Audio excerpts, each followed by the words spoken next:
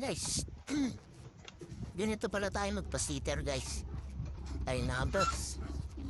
Yan, pure Arden natin na misana. 5 days na tong hanap nila.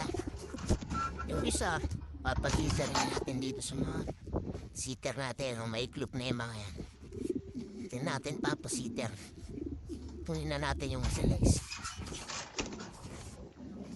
Kukunin ko yung barako ay pinakamalaki. Speaker ako yun. Pinakamaliit. Bali, ito yung nakainin mo dyan Arden. Talagay ko dito. Ilog pa lang to guys ha.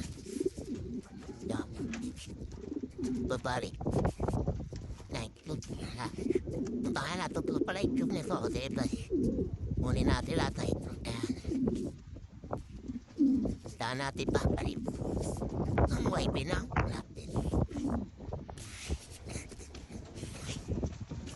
Yan natin kung susubuan nila yan. Yan lang guys. Yan lang kami magpasinder.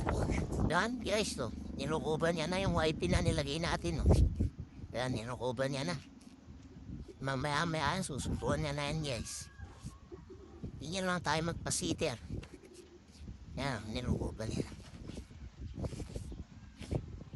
Tapos bukas pwede na natin pakawalan itong mamagulang. Para makakain sila dito.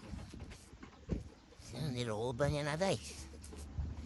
Ibig sabihin, effective yung pagpapayaya natin dito.